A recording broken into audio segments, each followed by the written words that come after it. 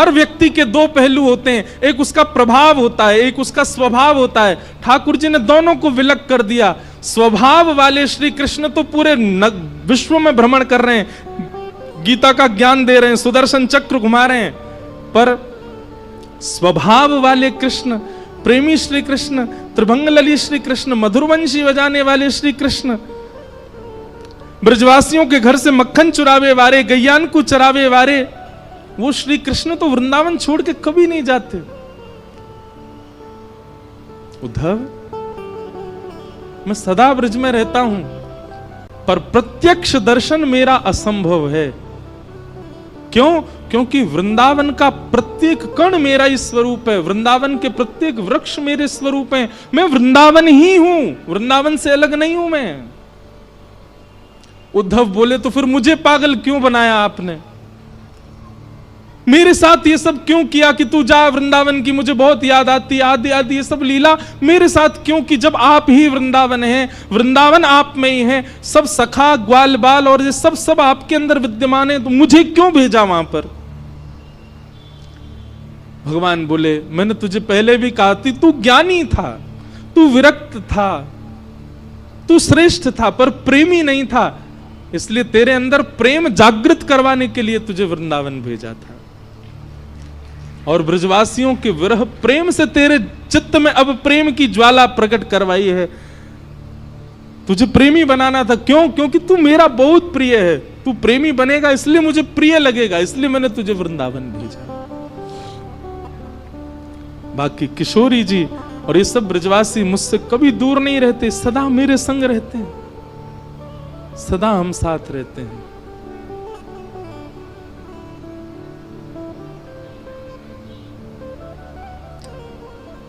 ऊधो सूधो है चलो, सुन गोपिन के बोल, ज्ञान बजाई डुमडुमी, प्रेम बजायो ढोल।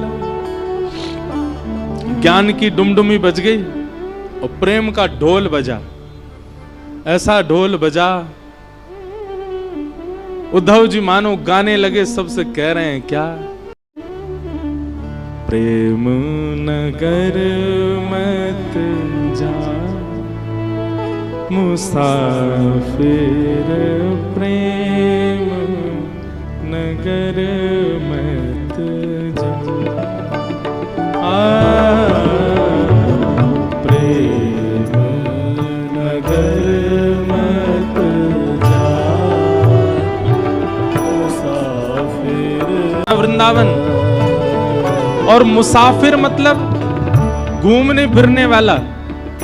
ए घूमने फिरने वालों, फोटो खिंचाने वालों, मत जाया करो वृंदावन। आप तो शौक शौक में चले जाते हो घूमने वृंदावन, किसी दिन वृंदावन ने पकड़ लिया ना, कहीं के नहीं रह जाओगे फिर। इसलिए उद्धव जी महाराज कह रहे हैं, जा दूध का जला छाछ फूक फूक के पीता है। उद्धव जी सबको समझा रहे हैं, मैं वृषणियों का मंत्री, मैं बृहस्पति का शिष्य, उद्धव मेरी दशा क्या हो गई देख लो। इसलिए भैया घूमने फिरने वाले, मौज उड़ाने वाले वृंदावन मत जाया करो। काउदना यदि कन्हैया ने तुम पकड़ लिए, काउदना वृंदावन ने यदि पकड़ लियो तो कहीं के नहीं रह पाओगे फिर। प्रेम नगर मत जा मुसाफिर, प्रेम नगर मत जा,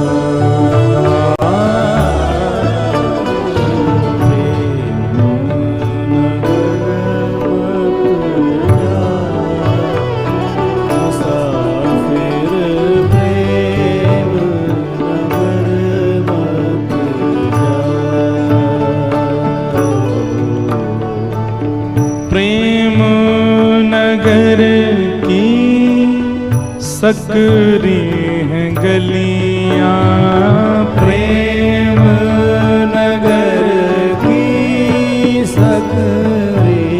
कई लोग कहते हैं वृंदावन की छोटी छोटी गलियां हैं, वृंदावन की छोटी छोटी गलियां हैं। क्यों हैं छोटी गलियां? सुनो,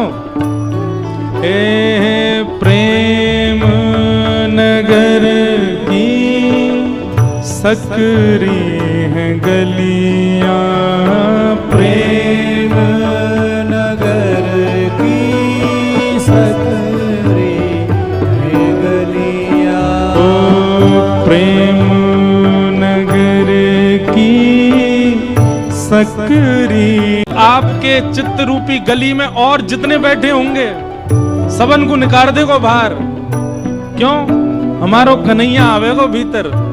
प्रेम नगर की सकरी हैं गलियां, तामे दो ना समा। अगर संसार बैठा है तो श्री कृष्ण नहीं आएंगे, और कहीं श्री कृष्ण ने मन बना लिया कि आके चित्त में जानो, सबरो संसार निकल जाएगा बाहर। इसलिए भैया मुसाफिरों, प्रेम नगर मत जाओ। प्रेम नगर वृंदावन की नदी, प्रकट नदी तो यमुना जी हैं, पर प्रेम नगर में एक प्रेम नदी बहती है, वो किसी को दिखती नहीं। उसमें बहुत लोग डूब गए। कुम्मन दास डूब गए, सूरदास डूब गए, मीराबाई डूब गई, रैदास डूब गए, कृष्णदास डूब गए, हितरवंश महाप्रभु डूब गए, हरिराम व्यास जी डूब गए, स्वामी श्री हरदास जी महाराज डूब गए, सब डूब गए। एक बार जो रसखान डूब गए, बादशाह अकबर की पत्नी ताज बेगम डूब गई उसी में। हम सबरे डूबे ना है, अभी पाम डार के बैठे हैं, बस पामन ने ठंडो कर रहे हैं। ज्यादा ना डूब जाओगे फिर पाओगे नहीं, फिर चंडीगढ़ में नहीं पाओगे, फिर वृंदावन में ही पाओगे। वृंदावन की परियां कौन है? वृंदावन के यश को सुनावे वाले सबरे संत जन ही वृंदावन की परी हैं।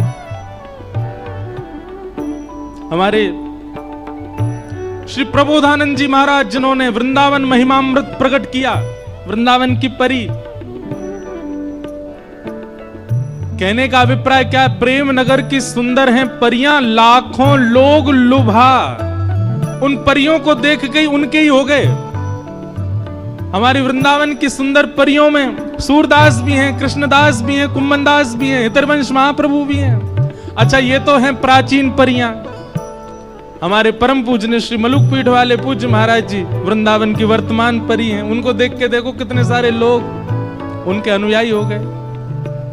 हमारे वृंदावन यश को जिन्होंने खूब गाया और इस कथा के लिए भी जिन्होंने खूब आशीष प्रदान किया, हमारी वृंदावन की वर्तमान परी तो नहीं, परी एक शब्द है क्योंकि लुभाया है, लेकिन ऐसे रसिक शिरोमणि श्री राधा वल्लभ लाल जी के परम प्रिय श्री प्रेमानंद जी महाराज वृंदावन के वर्तमान परी हैं। हमारे पूज्य गुरुदेव भगवान पूज्य पिताजी महाराज परसों आए, अभी बागेश्वर वाले महाराज जी आके गए, जेऊ वृंदावन ही घूमते रहे, ये वृंदावन की परी हैं। और ये सब तो बड़ी बड़ी परी हैं, एक छोटी सी परी मैं भी हूं वृंदावन की।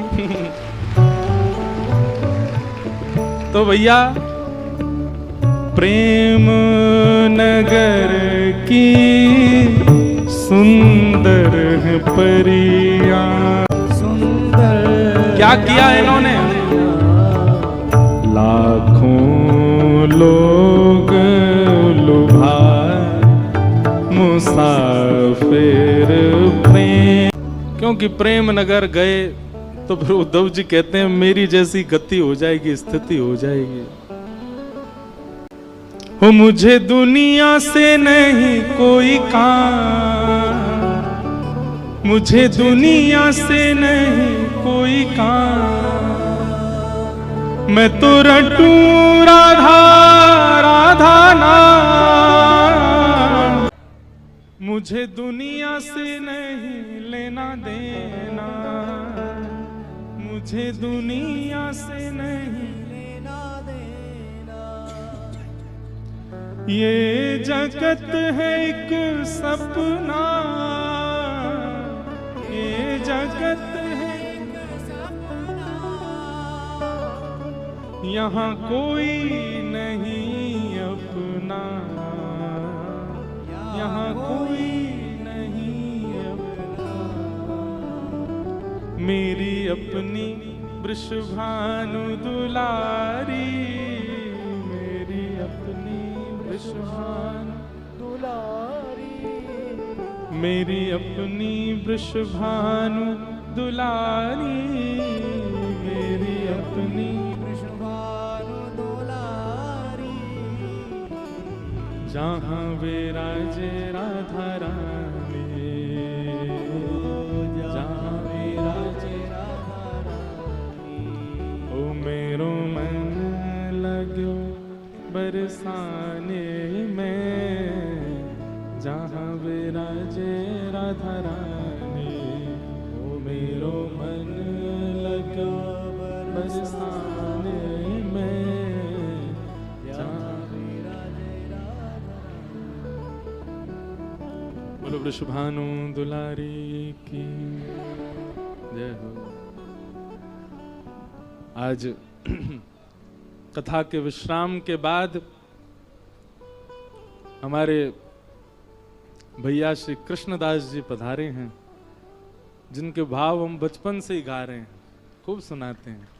ऐसे ठाकुर जी के भाव को सुनाने के लिए आप सबके मध्य पधारे हैं। तो उत्सव कथा के बाद विराम नहीं होगा, फिर संकीर्तन होगा, उसके बाद उत्सव विश्राम लेगा। लाला या नीचे धल्ले अभी ले लूंगा तो थे मेरो ही चित्र मुझे दिखा रहा है या मैं श्री जी और ठाकुर जी और बना दे तो बगल में जो बहुत सुंदर बनो है। मलूक लग रहा हूं, इतना हूं ना हूं जितना लग रहा हूं। जय हो, बैठ जाओ, अभी ले लेंगे। हाँ, अब कथा को विश्राम की ओर ले चलें।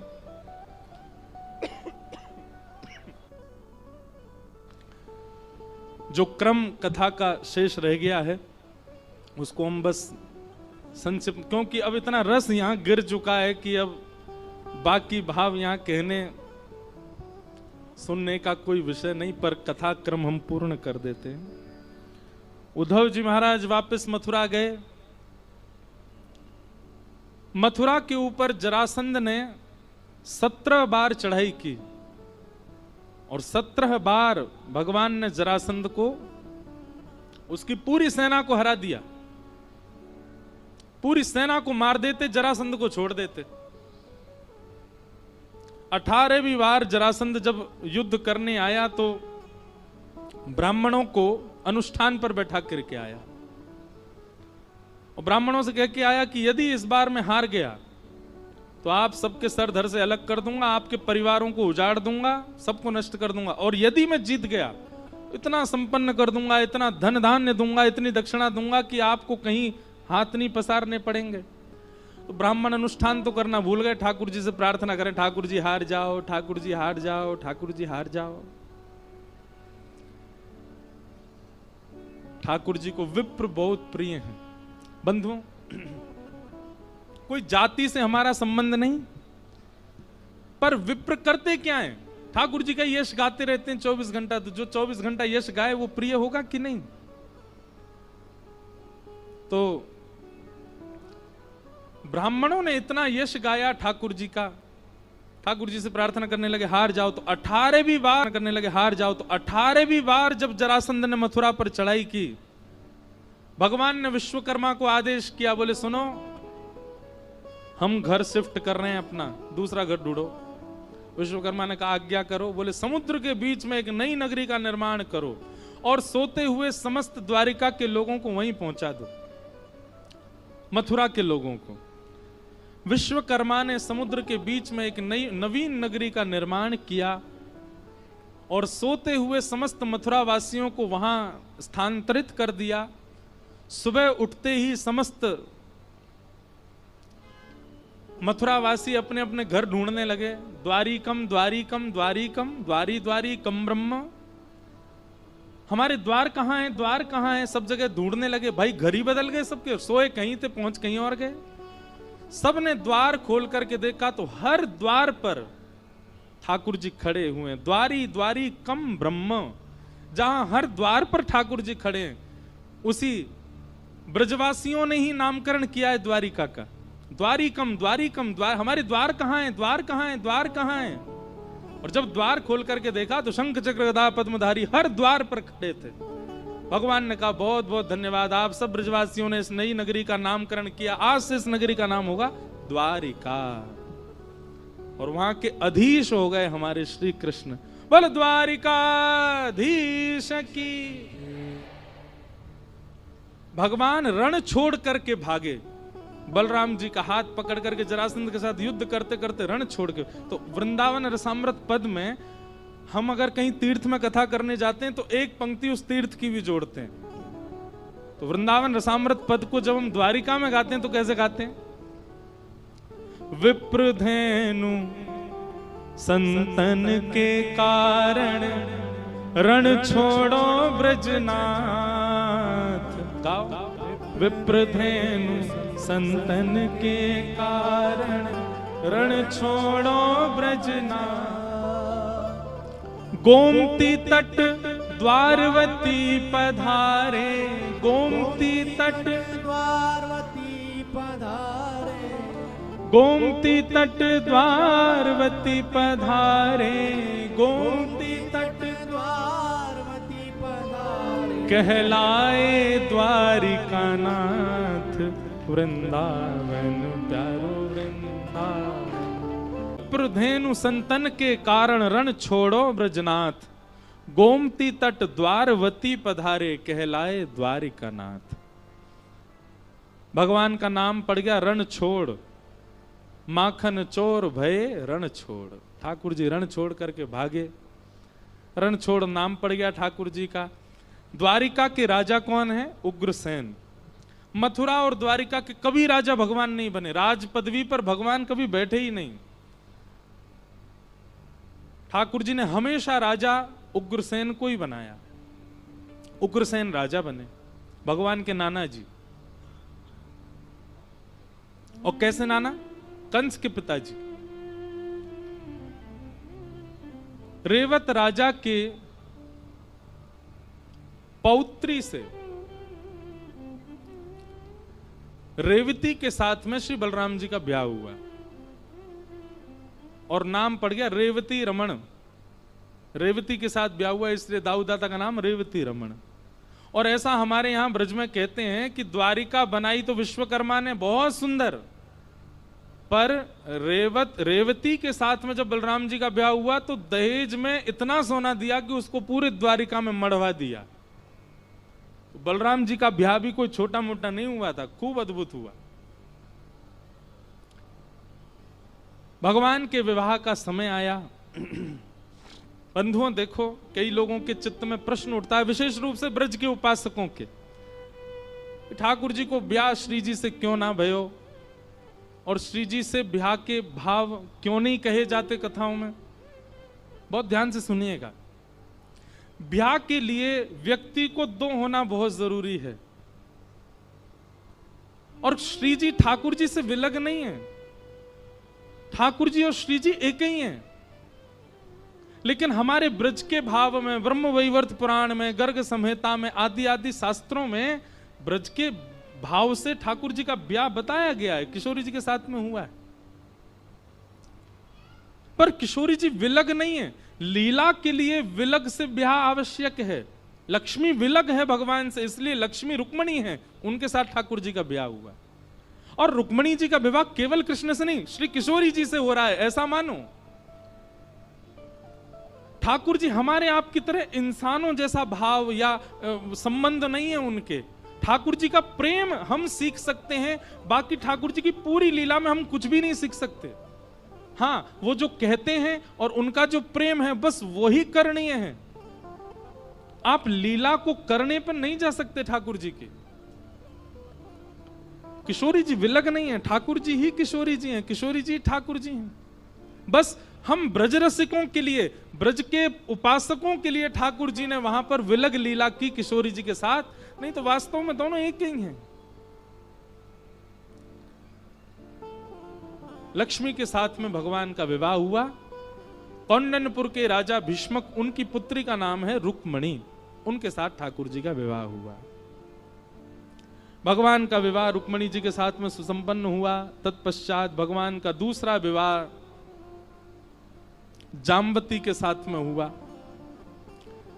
अब कथा तो बहुत विस्तृत है, पर सूक्ष्म में हम सुना देते हैं। समंतक नाम की मणि थी द्वारिका में, हजारों किलो सोना रोज देती थी। भगवान ने उस मणि को अपने कार्यालय में रखने का प्रस्ताव रखा, लेकिन जिसकी वो मणि थी उसने मना कर दिया। उसी मणि को पहन करके कोई प्रसेन नाम का एक राजा वन में गया, उसको शेर ने मार दिया, शेर को भालू ने मार दिया, मणि लेके भालू चला गया और भगवान पर आरोप लग गया कि उन्होंने मणि चुराई है। ठाकुर जी ने उस आरोप को दूर करने के, देखो कितनी विडंबना, संसार ने भगवान को भी नहीं छोड़ा, तो हम तो इंसान हैं। द्वारिका के लोगों ने भगवान पर आरोप लगा दिया था कि इन्होंने मणि चुरा ली है। भगवान जोर से हंसे अपनी स्वधर्मा सभा में और अपने समस्त मंत्रियों से कहने लगे, देखो ये है संसार, यहां हम ईश्वर को नहीं छोड़ा जा रहा, तो तुम मानव कैसे बचोगे। भगवान पर आरोप लगा दिया और सबको यह विश्वास हो गया कि ठाकुर जी ने मणि चुराई है। भगवान के आगे तो सब हाथ जोड़ के खड़े रहे, पीछे से कहें बताओ चोरी को स्वभाव नहीं गए हो इनको, हैं ब्रज में मक्खन चुराया करते, मां ये यहां मणि चुरा ली। ठाकुर जी को पीड़ा नहीं होती थी, ठाकुर जी को यह लगता था ये वास्तविकता है, ये पृथ्वी की वास्तविकता है, यहां सब ऐसे ही हैं। कोई हल्ला कर दे बस। कल रात में 1 बजे महाराज जी पी रहे थे, आदमी दूसरी बात ही नहीं सुनेगा, वो अरे चाय पी रहे थे भैया, चाय नहीं सुन पाएगा, पी रहे थे भाई, ओ पी रहे थे। संसार बहुत विचित्र है भैया, यहां भजने वाले ही, कभी कभी आपके सहयोगी ही, आपको अपना बताने वाले ही आपके विरोधी होते हैं। मतलब द्वारिका की जो लीला है ना, वो मानव कैसे, संसार कैसा है उसको बताता है। भगवान के ऊपर आरोप लग गया, ठाकुर जी ने कुछ नहीं कहा किसी को। भगवान बोले देखो जो व्यक्ति सत्य है, जिसने कुछ गलत किया नहीं है, उस व्यक्ति को ज्यादा प्रमाण नहीं प्रस्तुत करने चाहिए। मैंने ऐसा नहीं किया, मैंने ऐसा नहीं, ये देखो ये प्रूफ देखो, ये देखो प्रूफ। बहुत प्रूफ इकट्ठे करने वाला व्यक्ति कई बार चोर ही होता है। भगवान ने किसी को कोई सफाई नहीं दी, चुपचाप बैठे हैं भगवान। एक दिन मंत्रियों ने आके, उद्धव जी ने आके कहा ठाकुर जी कुछ ज्यादा ही लोग बाग आपके ऊपर आरोप लगा रहे हैं। भगवान बोले क्या करें? बोले कुछ तो उत्तर देना चाहिए। भगवान बोले उत्तर नहीं देंगे, हम करके दिखाएंगे कि मणि हमारे पास नहीं, चलो। और अर्धरात्रि में ठाकुर जी सेना लेकर के गए, मणि ढूंढने के लिए वन में घूमे, तो प्रसेन मरा पड़ा हुआ मिला, आगे शेर मरा पड़ा हुआ मिला, पंजों के निशान देखते देखते ठाकुर जी एक गुफा में घुस गए, वहां मणि रखी थी। मणि जैसे ठाकुर जी ने उठाई, भालू ने भगवान पर आक्रमण किया। 18 दिन तक ठाकुर जी ने युद्ध किया। 18 दिन बाद वो भालू नतमस्तक हो गया। वही जामवंत जी थे, चरणों में प्रणाम करके कहा भगवान मेरी पुत्री से आप ब्याह कर लीजिए। भगवान बोले हम पर से एक कलंक हटेगा, दूसरा लगेगा। इनको इंसान नहीं मिले थे, जानवरों की बेटी से ब्याह कर आए। जामवंत जी महाराज बोले आप मर्यादा देखने वाले त्रेता में थे, द्वापर में नहीं हो। द्वापर में तो आप लीला पुरुषोत्तम। तब भगवान ने जामवंत की पुत्री जामवती के साथ में दूसरा विवाह किया। बोलो जामवती रमण भगवान की। तीसरा विवाह भगवान का, जिसकी वो मणि थी उसी की पुत्री से हुआ, उसका नाम था सत्यभामा। और चौथा विवाह हुआ मीठे रस से भरोड़ी। खड़े मत हो जाना, बैठे रहो। महारानी लागे मोहे प्यारो प्यारो यमुना जीरो पानी लागे। बंधुओं, आप में से सब लोग जितने भी पीछे तक, लगभग सब ब्रज के रसिक हो। हमारी बात मान लीजिए, इसको आप अन्यथा मत लिया कीजिए। वृंदावन जाते हैं तो यमुना जी को प्रणाम निश्चित करके आया करो, यमुना जी को वंदन निश्चित करके आया करो। बताए क्या होता है, हमारी भक्ति में जो भी दोष उत्पन्न होते हैं ना, वो दोष यमुना जी, गिरिराज जी, ब्रजरज, वृक्षवल्लरी, लता गुल्म पत्र, ये सब दूर करते हैं उन अवगुणों को। जो अपराध हमसे बन रहे होते हैं ठाकुर जी की सेवा में, वो अपराध दूर होते हैं। इसलिए श्री यमुना जी सीधे राधा वल्लभ जी मत जाया करो, सीधे राधा रमण जी मत जाया करो, सीधे बिहारी जी नहीं जाना है। पहले ये पंच दर्शन है वृंदावन के, रज, वृक्ष, ब्रजवासी, यमुना जी और श्री गोपेश्वर महादेव। इन पंच दर्शनों के बाद ठाकुर जी के दर्शन करने जाओ। आपको योग्य बनाएंगे ये पांचों। इसलिए यमुना जी को निश्चित प्रणाम किया करो बंधुओं। यमुना जी योग्य बनाती हैं ठाकुर जी के। अच्छा बताओ, यमुना जी कौन है? यमराज की बहन। सबसे ज्यादा भयभीत क्या है मृत्यु के बाद? नरक। और नरक का स्वामी कौन है? यमराज। उसकी बहन हमारे वृंदावन में बैठी है, कौन? यमुना जी। अगर यमराज जी की बहन को हम पूजेंगे, उनको वंदन करेंगे, उनको मना के रखेंगे, तो अगर किसी पाप के कारण यमलोक जाना होगा तो श्री यमुना जी बीच बचाव करेंगी हमारा। ए जे मेरो भक्त है भैया, या को मत बुलाइए नरक में। हमारे ब्रज में कहते हैं, यमुना यमदूतन तारत हैं, भव तारत हैं श्री राधिका रानी। यमुना यमदूतन तारत हैं। इसलिए श्री यमुना जी को निश्चित प्रणाम किया करो, वंदन किया करो। यमुना जी अति प्रिय हैं ठाकुर जी को। जब भी आप जल पधराते हैं अपने ठाकुर जी की सेवा में, नेत्र बंद करके श्री यमुना जी का स्मरण किया करो। हे यमुना मैया, आप ठाकुर जी की प्यास बुझाओ। अब वो भले ही आरओ का पानी हो, नल का पानी हो, लेकिन आपने भाव यमुना जी का रखा, यमुना जी ही हैं वो। अब कई सेवा के भाव हैं, हम बताते रहते कथा में, सुना करो। यमुना जी से ठाकुर जी का ब्याह। इस प्रकार ठाकुर जी के 8 पटरानियां हुई, 8 ब्याह प्रमुख हुए।